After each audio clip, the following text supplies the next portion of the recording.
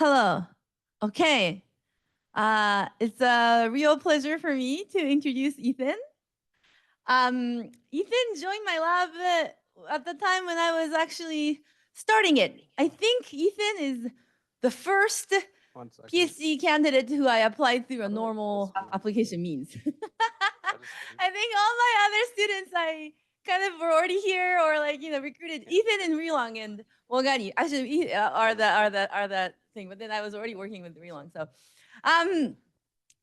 from the beginning, Ethan really stood out because he was very capable, but I think really his commitment to, being present and building a community, and that really helped build my lab into something that's really kind of fun atmosphere. As you can see, if you are here in the lab, you will see in front of his desk, there's a bunch of fun things like memes of pictures of just inside jokes and kind of all of these things, and that kind of atmosphere is really, I really value that, and I think that really helped my lab be kind of become the fun place that it is right now. What I really impressed me about Ethan technically is that he really cares about building things that matters and that works instead of writing a paper. Of course, he's already also very good at that, but I think that's a spirit that's not everybody has. And he's graduating, on the earlier side to join Meta, and I'm really looking forward for him to continue that journey there. Okay, please. Awesome, thank you, Anju.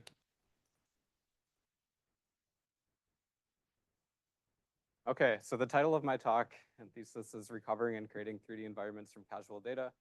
And this is kind of like video forms of the papers that I've worked on, but I'm gonna kind of walk through everything. Okay. And first, we're gonna do a quick recap of the past, like long before I came to Berkeley. I guess this is kind of not quite super far back, but this is like during a college. I want to show you like what I look like over the years, because I've been told that I'm hard to recognize. Here's another photo that I look pretty different in. Another picture, which is my Zoom picture, and no one recognizes me in this one. This one was taken after a conference in Egypt. This one's in San Diego, yeah, and then I like very different in this one. Yeah, I tried long hair last year. It's probably not what I'm gonna do going forward. But Tyler says that I'm the most unrecognizable person that he knows. So like, I kind of agree now. A lot of variance, but I think it's fun, yeah. So I actually tried to test this with ChatGPT.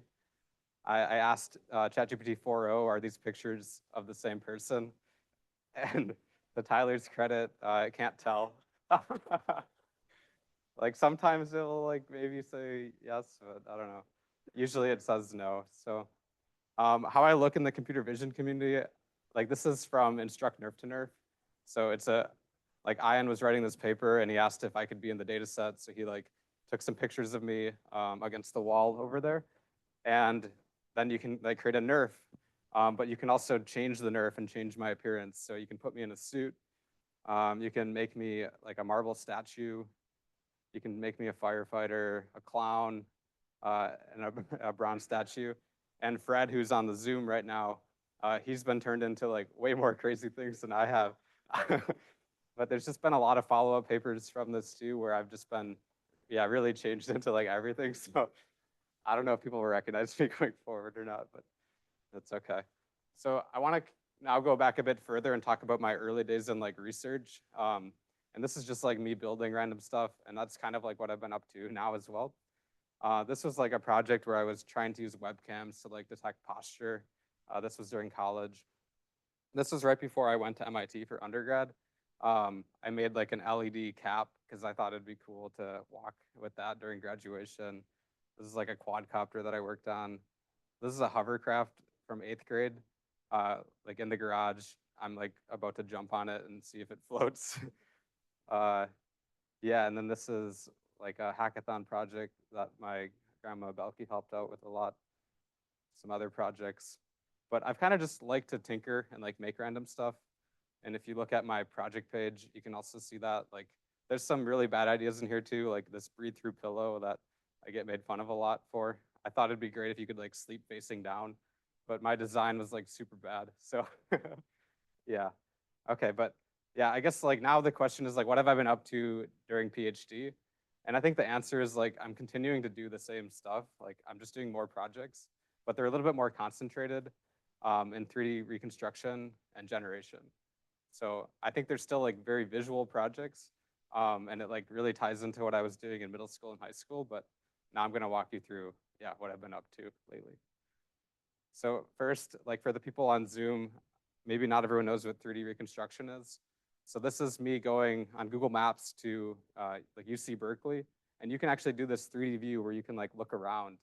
And the way this is done is like Google can have planes that just fly around with cameras, and then you can use that to build up this 3D reconstruction, which I think is super cool. So you can, like anyone can try this. Um, so how about indoor scenes? And I think this will be fun for my parents on the Zoom. I'm gonna reconstruct our childhood house that we sold recently. So I grew up in Wisconsin, in this small town called New Holstein. And this is a video that I took of the house. It was like 9 minutes long. And I took this video right before we sold the house. So like no one was in the house, we had it ready to go. And then I just like walked through the house. And here I'm like scrubbing through it. But the cool thing is we can actually take this video and turn it into a 3D reconstruction, kind of like we saw with Google Maps. And that's kind of like just a thing that I've been fascinated by for a really long time. And it's been exciting to work on that with Anju and the lab. So I walked through the house. After that, you can actually, like every picture has a 3D location, right? It's like very intuitive where if you take a picture with your phone in a certain location, you can actually figure out where that was. So here you can see like a visualization of all the photos from that video in 3D. Like you can kind of reason about, okay, like these pictures were taken from different viewpoints. And then finally, I'm using a tool called Nerve Studio that we made during the PhD. And after this, you can make a fly through. So you can actually make like a really cool like rendering through the video, like rendering through the house. And it kind of looks like a drone captured the house, but it's really just like you choose the camera path and then you can make these fly through videos. And I'll talk about the artifacts in a bit because that's kind of like the thing that I wanted to focus on in my PhD. So I'll be investigating how to fix these artifacts. And I'll be also addressing like this casual data concept. So let me first explain like what casual data is, because that's what I've been very excited about reconstructing. So I define it as like data collection that you didn't really intend to 3D reconstruct. Like that 9-minute video that I took, I actually did intend to reconstruct it like down the line, and now I just did it. But you could imagine like someone has a house where they forgot to take a 9-minute video, and it would be really cool if you could still relive like your childhood, like 3D house or something. So what is casual data? Like maybe it's a mobile capture where you walk around and then you take some video of some object you want to reconstruct. Television, like when we watch TV, there's actually like physical camera locations during the episode. So that's something you could actually reconstruct. Cartoons, I'll talk about this one later. This is all hand-drawn imagery, so it's actually very challenging to get cameras and like reconstruct it like we've seen with my house. But it turns out it is possible. And then movies is challenging as well.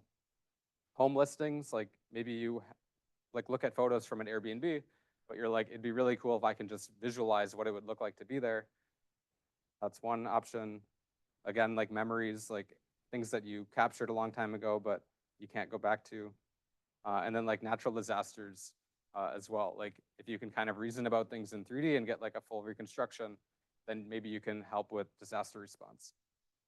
Okay, so I've worked on like these 4 areas during the PhD.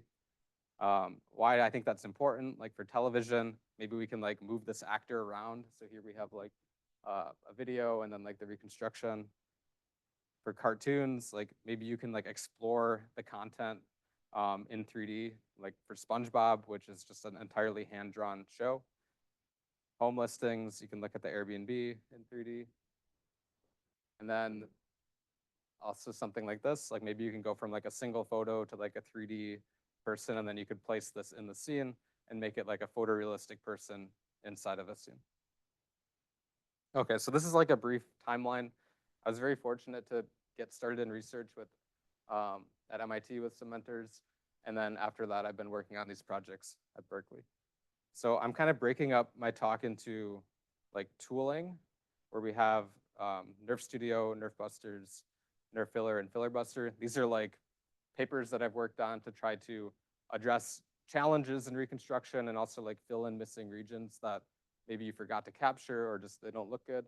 And then I'll be talking about applications more around like the reconstructing of TV shows, cartoons, and then also like studio captures. Okay, great. So first I'll talk about Nerf Studio. And this was a big effort. So this was after the first paper that I wrote. It was like Matt, Yvonne, and me, and now like so many people have contributed. But we worked on this framework to make Nerf development easier. So Nerf is like a method for reconstruction. And there were a lot of papers working on Nerf. So if you just kind of like scroll through and like look at all the papers around that time, like 2 years ago, there were just many, many papers, and they were all kind of being done in their own repository. And we wanted to kind of consolidate all of those code, all that code into like one effort. Okay, so our goal for Nerf Studio was try to make like it very easy to use. We want to make it easy to develop, like a plug and play system. And then we also want to make it like easy to learn. So hopefully like papers could be built off of Nerf Studio and people can compare with each other. So that was kind of the goal of Nerf Studio. And we built this end-to-end framework where you could take in different types of inputs. You could take in outputs from mobile app or also just from photos. So I was actually using outputs from a video that went through Colmap for that reconstruction of my house that I mentioned. Then we have a bunch of modular components. We have this real-time web viewer. And then finally, you can like export to a video or point cloud or mesh. So Nerf Factor was like the method that we came up with, just kind of like stringing together our favorite papers into one method. And that's been like a pretty good method going forward. And there's been papers that kind of compare against it or use it for follow-up works. Okay, so with Nerf Studio, you can make videos like this. So this is some of the Nerf Studio team. This is Brent. And yeah, like we would just go out, like take a bunch of pictures with a fisheye camera, or just like take pictures or videos with our phone, and then we would reconstruct it. And then we get really fun results like this. And in terms of tooling, like I think Anji mentioned this, I really like kind of like visual and like tooling and applications. So the front end was like a big component here, like trying to make it very easy to make camera paths. And it's been improved a lot with a tool called Visor. And yeah, so then you can make like fly-through renders of a house like this. You can also crop the scene, so you can like have control over how much you're cropping it. And you can also look at the depth. So you can really like understand how the Nerf is being optimized, and this is really nice for debugging. Because if you just let it go and then you look at the renders at the very end, you might not get an understanding of how the Nerf was being trained. Okay, and then yeah, since then there's been a lot of papers built on Nerf Studio. I'm gonna talk about what I've been working on and like using Nerf Studio going forward. So there was this interesting like notion of like artifacts that would appear when we were looking at people's results after we released Nerf Studio. And this paper was how can we remove these artifacts? So if you were to go on like Twitter at the time and kind of like look at these videos, you can see like the sky has like missing regions. And this one you can see like on the far left, the like underneath the desk does not look very good. Likely they forgot to take pictures there. Here's some more examples, like this person makes a fly through that kind of goes towards the window, and then it starts to look bad, probably because there were not enough pictures taken over there. So the first thing, so yeah, Fred and I worked on this together, and what we were trying to do is we wanted to first fix like how Nerf was typically being evaluated. So if you look on the left, this is a very popular data set from MIPNERF 360, and this is a capture where if you look at the green images, this is like how the Nerf was trained. So you're using all of these images that are not red to like optimize this Nerf volume.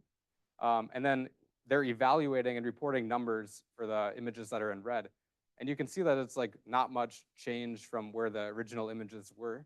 So if you wanted to like make a crazy fly-through render, like something like a drone capture, this will like not really be reflective of what you're reporting in the paper.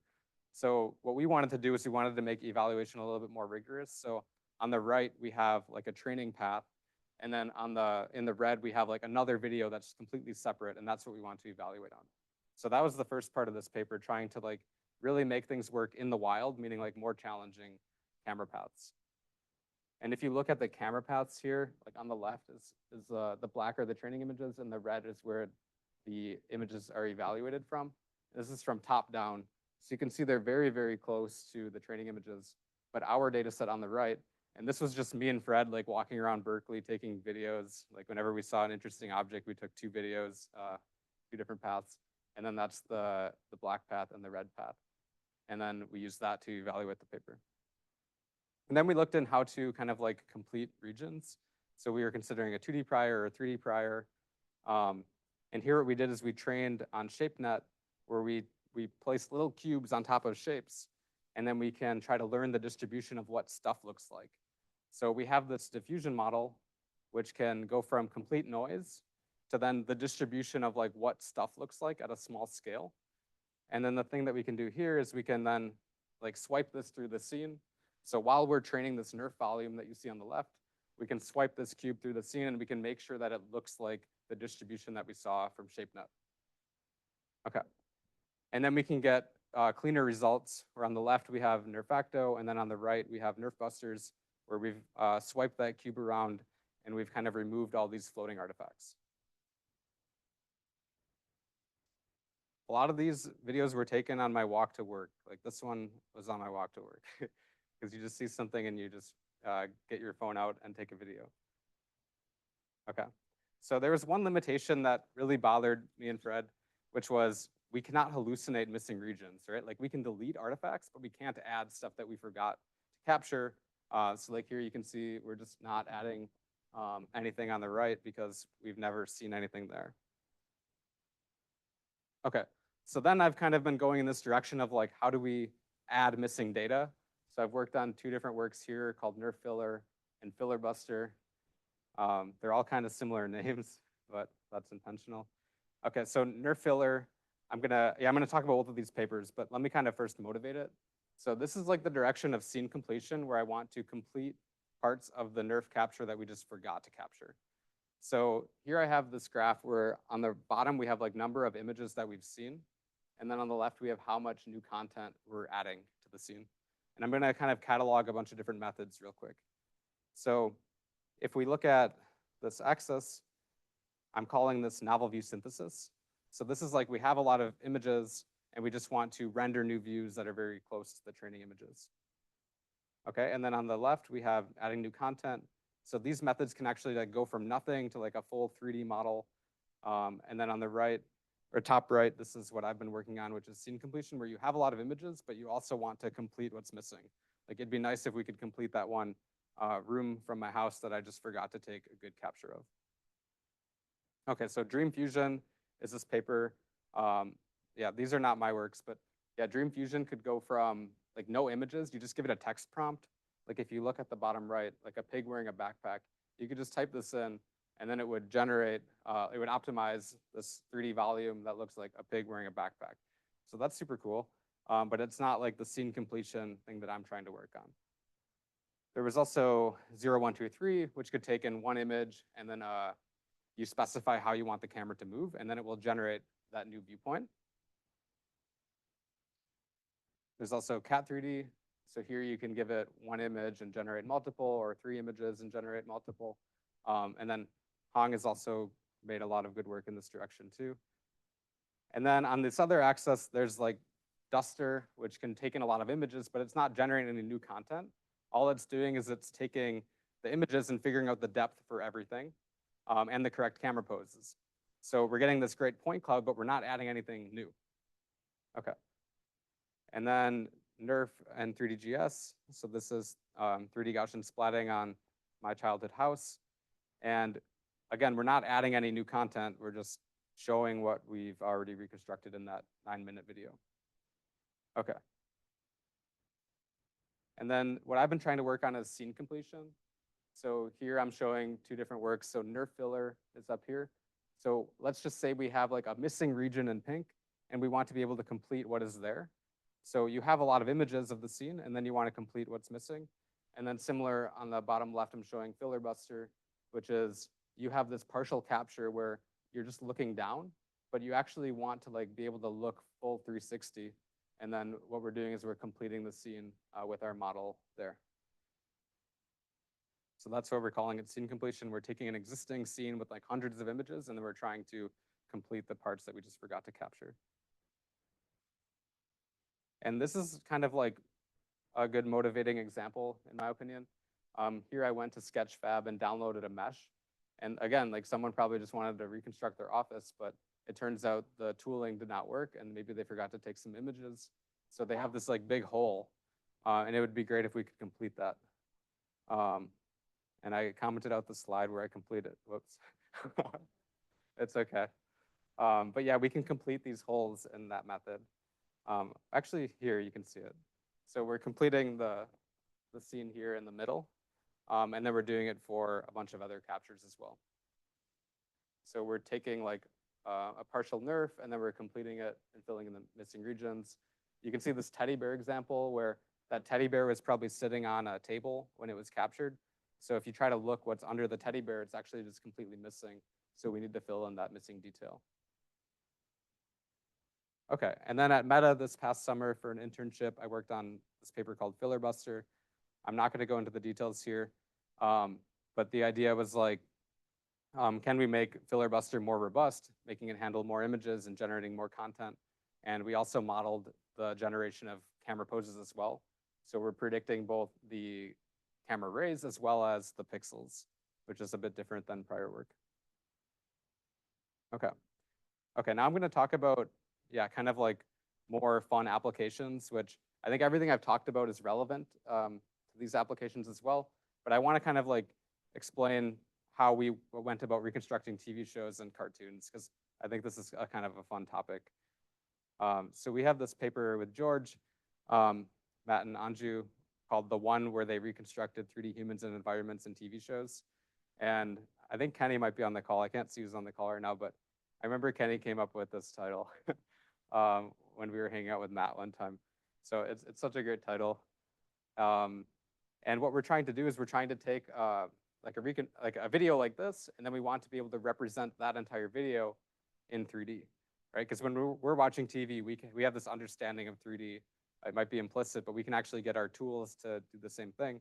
So now we can actually represent the person as this mesh, and then we also have the background represented as like the Nerf volume. And this is cool because we could actually move the camera around now that we have everything reconstructed in 3D. Here are some more results where we can move the camera.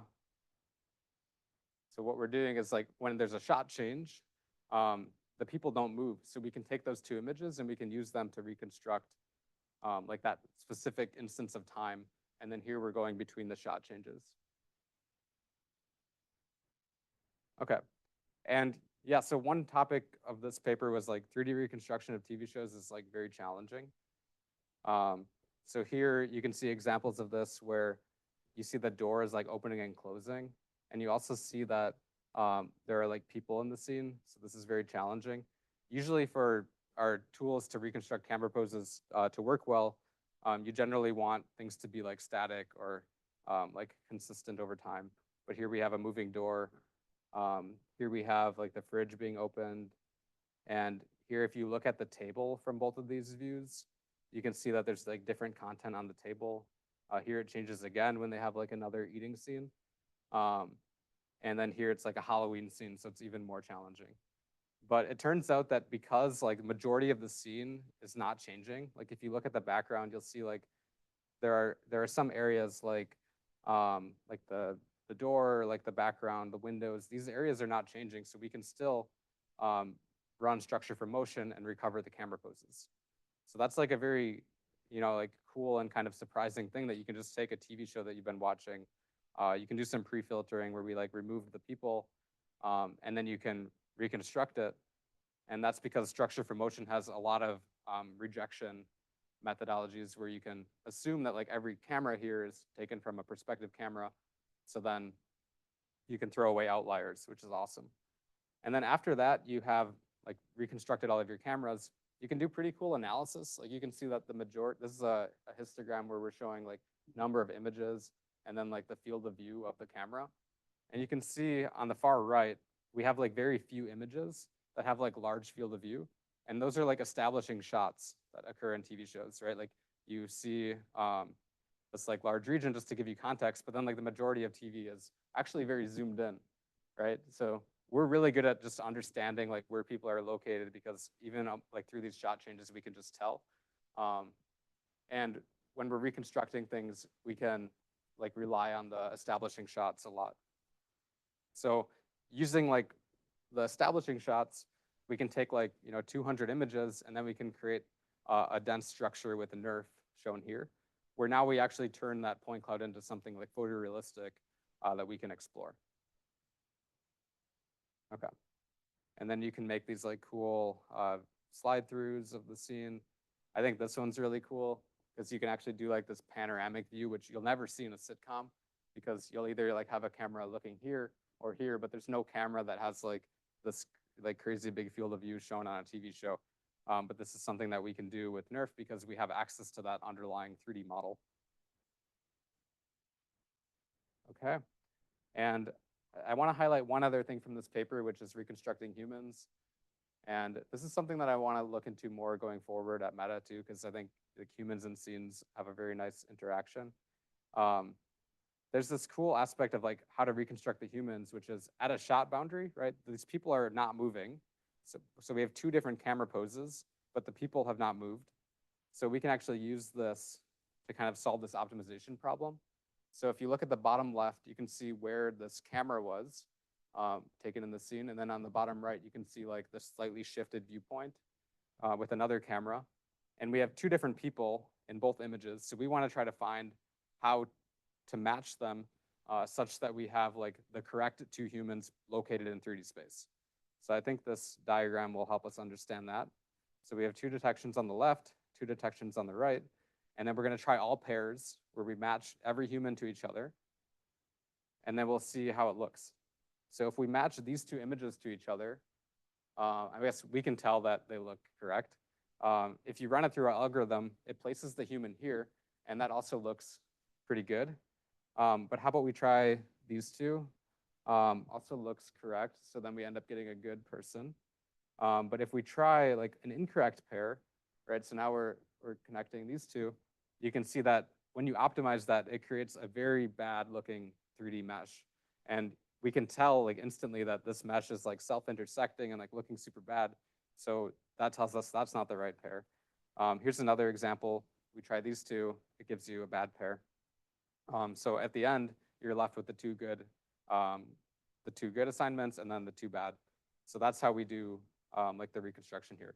And it turns out having camera poses is like super helpful because that's what enables this. And then we can get the fly-through renders that we have here. Okay. And then another cool thing about this paper is you can actually like look at analysis of like humans and scenes. And I think this could be like pushed way further than we've done in this work. But here we have like camera poses and you can see they're all kind of like scattered from this side only and they're all looking this direction. And that's because like in sitcoms, you have this live audience that's like sitting over here. And then like, yeah, the cameras are looking towards the scene. And then we can also plot the location in green of people as they move around the scene. So that's kind of like a cool analysis that we can do. And then, yeah, getting to my favorite part of the paper is like moving the camera. So on the left, we have like original scene. And then in the middle, we have this reconstruction where we replace the background with NERF and we replaced the foreground with a mesh. I forgot to loop this video. And then on the right, you have this like new view, which is like we've moved the camera and now you can still see like everything is moving in time, but the camera has moved. And then this is my favorite example. Because we have the NERF, we actually have like the 3D geometry. So you can see Leonard is like walking through the hallway, and in this new view, we have this occlusion. So like the person just appears after coming through, like past the wall. And I think that's just really cool, like having access to the underlying 3D geometry of a TV show that we're watching. Okay, so now getting to an even more fun topic, which was like, we did the sitcom project, and then the question is like, can you do it for cartoons? And it turns out to be a lot more challenging, but I think we've made some good progress in this direction as well, trying to make cartoons also accessible in the same way. And yeah, so here is the project, Toon 3D. And I had some courageous mentees, Riley and Rohan, who kind of worked with me on this project on the side because I didn't want to make it my main project. It was like a little bit risky. But it turns out we ended up with a really cool project. And thanks for all the help with this. So here's a fly through where we're flying through Bob's Burgers. And you can see like the full reconstruction. But I'm going to kind of walk you through how we got to this point because the initial results were not so good. It's very challenging. So if you try running these input images through Colmap, like, well, first of all, like you can see that it's probably hard for us to tell, but they're actually like all hand drawn and they're inconsistent. They're not taken from like real cameras, right? So we can't just use the same tools that we've been using for Nerf Studio. If you try running this through Colmap, it actually just fails. It doesn't really give you anything interpretable. It just says failed to register your images. If you give it manual correspondences, meaning like we hand label the exact points, like point-to-point matches in every image, it still completely fails. So like I think there's this question of like why doesn't Colmap work here? And like maybe it's subtle, but I think epipolar geometry can kind of explain it for us because it worked for sitcoms, right? Sitcoms are also challenging, but it ended up working. So like why can't it work here? So with sitcoms, like let's say we have this like green dot, which represents like a point in an image. And then the bottom of this line is like where the camera is located in 3D space. If you like shoot this line out through the point, this is like a ray that exists in 3D space. And if you take all these points along the ray, like this is like a depth ray, if you project them onto like your other image, you're gonna see that it actually forms this like nice straight line, which is really great. And that's because these are pinhole cameras, meaning they're like physical cameras that have this projection property. And then you can figure out your correspondence because it has to live on that line. And then if you take another line, you'll see that that also maps to this like straight line. And these are called epipolar lines. And these lines are what let you solve such a challenging problem where you might have outlier correspondences, but as long as you find things on the lines, you can solve the problem. Now, the issue with cartoons is that if you were to do the same analysis where we're trying to find this green point in the other image, if we were to shoot this ray out and then project it onto the other view, like the true line is actually like curved because it's like a hand-drawn image. So we actually cannot rely on epipolar geometry in this case. If we do another ray, it's like some other curve. It's probably not a curve. It's probably something much more complicated, but we don't have perspective cameras. So we have no epipolar lines, and this is what makes reconstruction challenging for cartoons. And yeah, when I started on this project, I was taking this class with Alyosha, visual scene understanding. That was the class. And the idea that I had here, and I was like chatting with Yasi at the time about this, which is like maybe we can like warp every point such that it obeys that like straight line property. So what we're doing here is I'm plotting like epipolar lines, but the idea is like I'm going to warp every 2D point such that it makes everything consistent and like falls into like this property where you have all of these epipolar lines. And that kind of worked. It worked for 2 images. But it was like very, very challenging to scale to like more than 2 images because you have this like pairwise thing going on and you might not have correspondences overlapping. So it's just like a very challenging problem. But now Toon 3D works, and I'll talk about that now. So Toon 3D is the method that we have in this paper with Riley. And here you can see we actually have like accurate camera poses and the images are shown as well. Okay. And we compared with Duster and also Duster with correspondences. So Duster is like a learned method that you can give it images and it will give you a point cloud and camera poses. It turns out that sometimes works, but usually it will have like really bad failure because it's never seen something like cartoons before. So what we did in this project is we made this labeler with Rohan, and I worked on this labeler. So we can like select different points. we can mask out different regions to say we don't care about these spots. And we have this like nice tool, this Toon 3D labeler. And now once we have all of these points for the images, we can actually do the reconstruction. So we did this for 12 different scenes, like 79 images.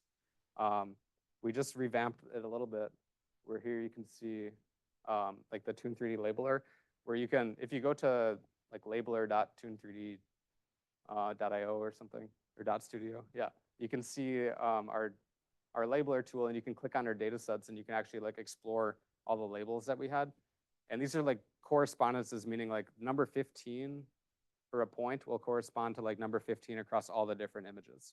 So we have like ground truth correspondences, and that was like a way to kind of simplify like the first work in this space to kind of like make some progress. Okay. So then we have these initial correspondences. We can then do camera alignment, where we're trying to align these correspondences. So what we're doing is we're taking an initial depth map, and then we're trying to align all of the correspondences in 3D. And then we can eventually get this recovered point cloud. So let me kind of walk through that. So this is what it looks like. We have, these are the points that we've labeled in 2D, now shown in 3D. And you can see that they're kind of like at the location of like corners on the house. What I'm showing here is this like 3D warping mesh, which I'll mention more in a moment. But this is like the way that we're kind of like deforming the point cloud. So we're only warping this mesh. And as we move this mesh, it is affecting like the underlying depth map. And then finally, we throw this into Gaussian splatting just to make it look a little bit more crisp. So we took that point cloud, optimized it for a little bit in Gaussian splatting, and now we get this nice, nicer looking result. And taking a look at the method in a bit more detail. So this is like the Bob's Burgers scene showing the images in the point cloud. If you were to zoom in on one image and its corresponding point map, you can see that this is the mesh where at every vertex is like one of the points that we labeled. And here's another one. So we're actually like warping this mesh. And as you're moving the mesh to make everything align in 3D, we're kind of like taking all of the corresponding, like all the depth points in the middle, we're taking them along for the ride. So they're kind of just like following this coarse mesh as we're optimizing. And then finally, that can lead to this fully reconstructed point cloud. And then we have some more results.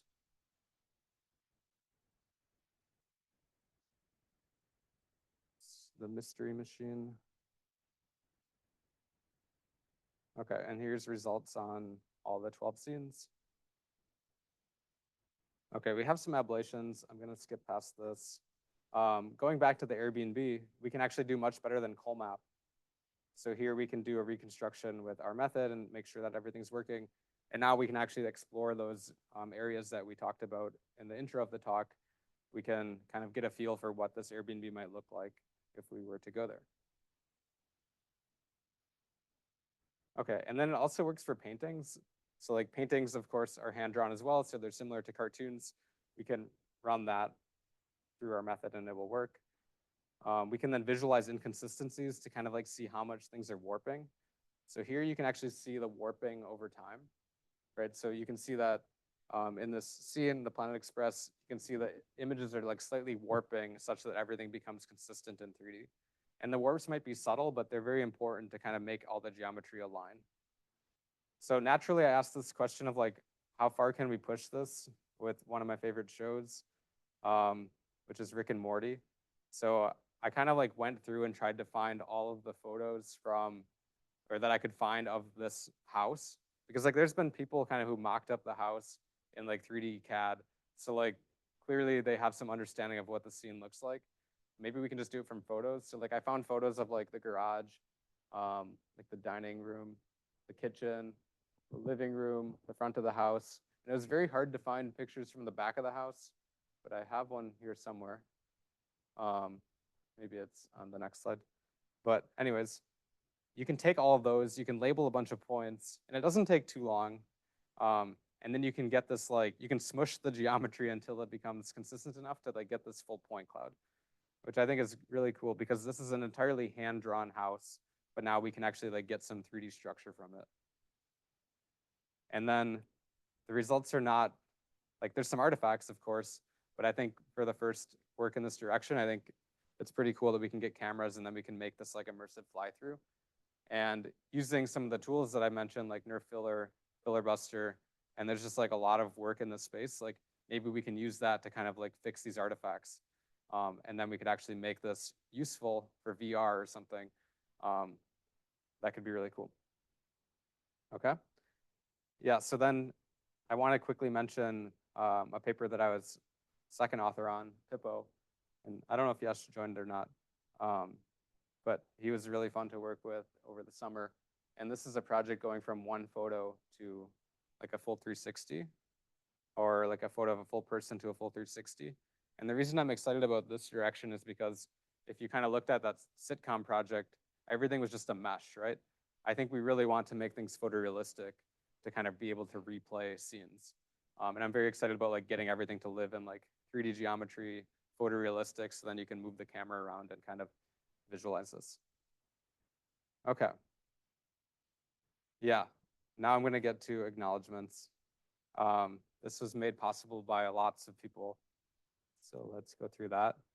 My collaborators, first of all, I want to mention. So Anju, Matt, George, Fred, Riley, Ivan, Yesh, Alyosha, Varun, Sarab, Noah, Abhishek, Norman, Michael, Christian, Alex, Rulong, Vasu, Brent, Justin, Rohan, Abik, David, Jake, Kamir, Alexander, Terrence, Vangani, Nirja, Tim, Trevor, Devin. Yeah, thanks for all the collaborations. It's been great. Anju, thank you so much. It's been like, yeah, that's just the best experience.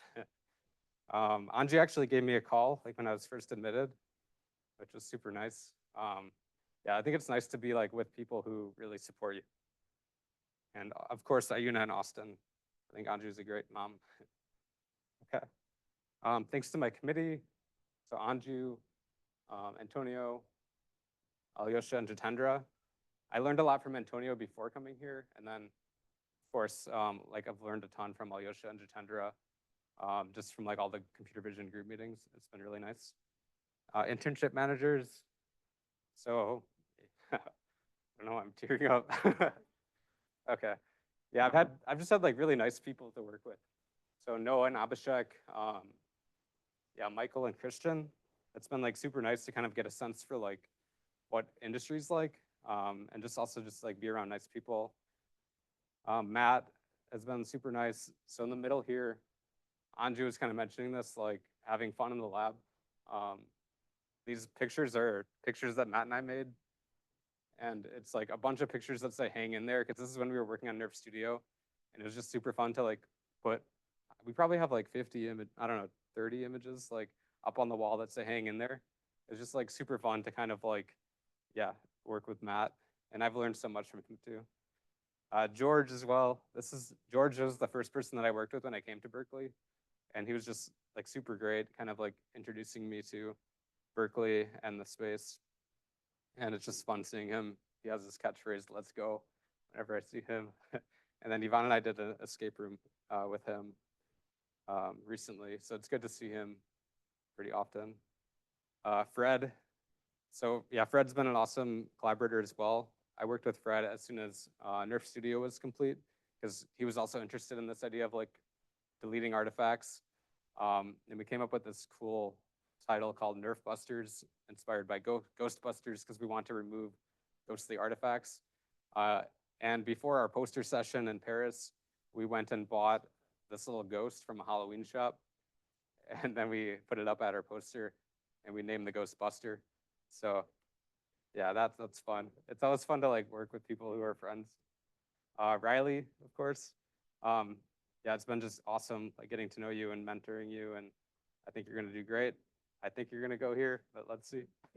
I don't know if you've confirmed yet. But yeah, Riley's about to start a PhD, so I think he's gonna do really great things. Thanks to my lab mates, so like Hong, Shabam, Vicky, Leah Rulong, and everyone else in this room. It's been just super nice. collaborators and mentors before Berkeley. I think I saw Dim on the call. Yeah, he was like kind of the guy who got me started in like computer vision and publishing. I had my first paper with him and Antonio, and then Ferda, Agata, and then Manel and Jonas. I worked with them a bit too. Um, yeah, we did some like cool depth work that ended up in my thesis, but is nowhere else online. But yeah, it was super fun. And then here we're making some, uh, what are they called? Spanish pancakes or something? Yeah, it was super fun. So it was all during Zoom, but thankfully I got to know them all like a month before we had COVID. So that was good. And then of course, family, friends, and help along the way. So yeah, Dan and Karen, my parents, thanks for joining the call. And thanks for just supporting me. I think I call them like every day. Yeah, Bros and Amanda. So Alex and Isaac, I think are on the call too. Yeah, here's Isaac, my younger brother, and here's Alex, my older brother. This is Ruby, same dog in both pictures. It's Alex's dog. She's really awesome. And then here's Amanda, Alex's wife. Okay, grandparents. Yeah, so like, yeah, thanks for all your support. My grandfathers have passed away, but yeah. Okay, okay, Yvonne and her parents, and Ely and Elaine and James and Udoy. Yeah, thanks for everything.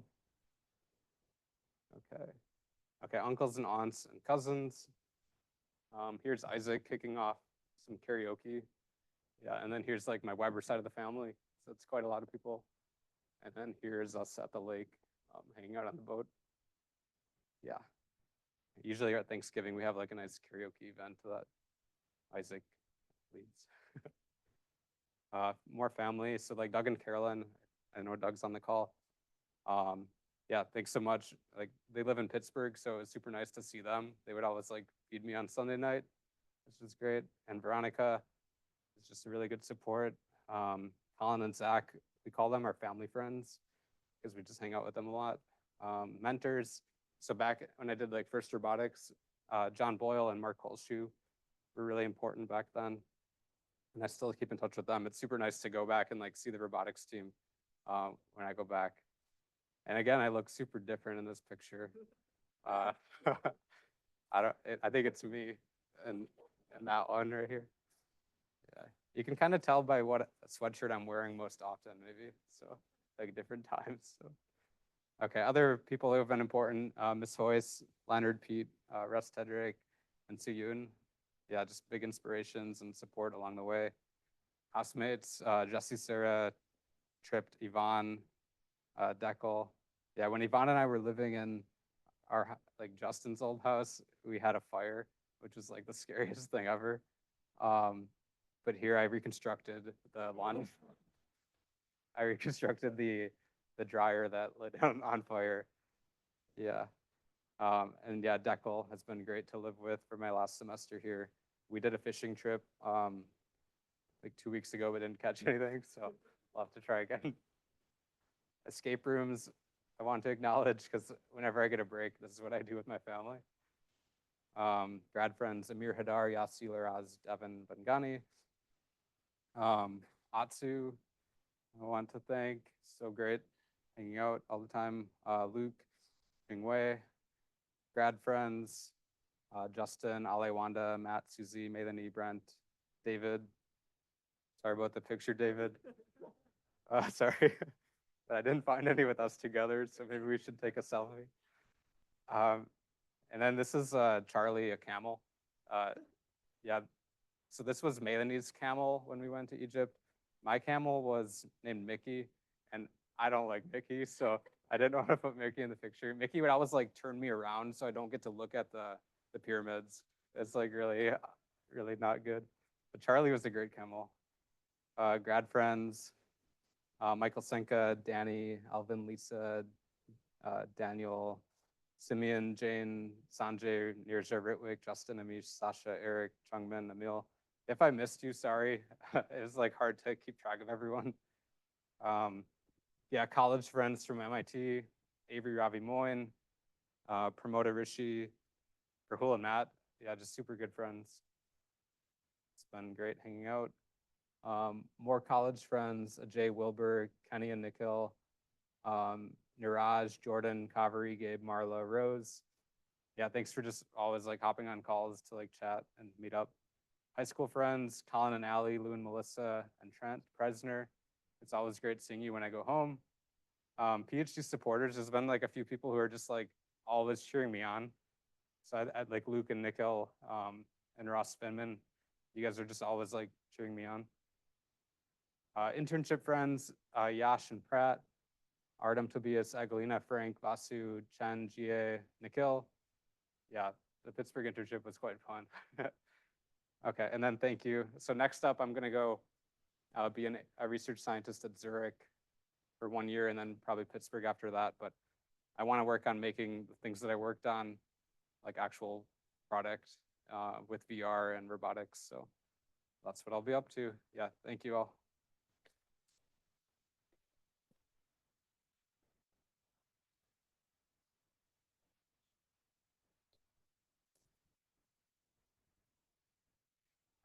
Okay, questions?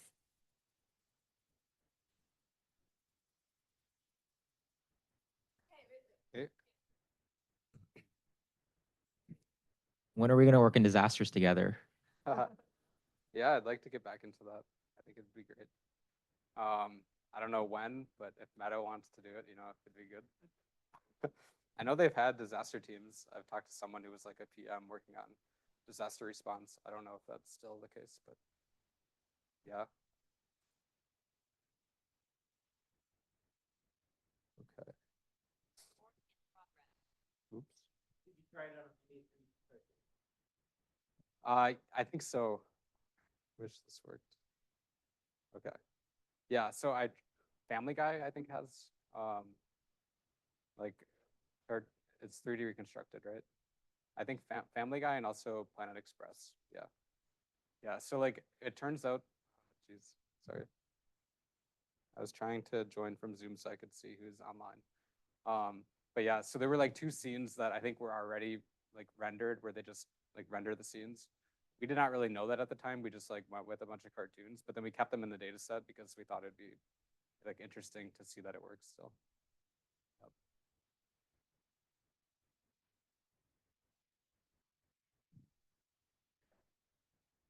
You could run CoolMap on the outputs of a generative video model. If you were to generate a cartoon, would you be more likely to be able to run CoolMap on the generated cartoon versus actual cartoons that we watch? Yeah, that's a good question. I think it goes against my philosophy a little bit. Like, I think you could do some of the work that we did here where you just take a generative model and like generate something. But I think it'd be really nice to just utilize the raw pixels. And that was like the inspiration here. Like the content's already drawn. Let's not hallucinate anything. Let's just make sure we can like recover what we have. But I do think that a generative model could probably like get a good make it work. Yeah.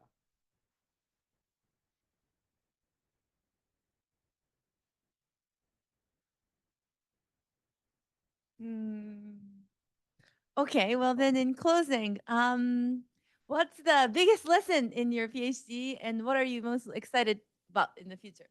Yeah, biggest lesson is work with friends. Yeah. What I'm most excited about going forward, I think staying in the space and just making like products that people will use. Yeah, hopefully. And yeah. Okay, great. With that, let's thank Ethan again.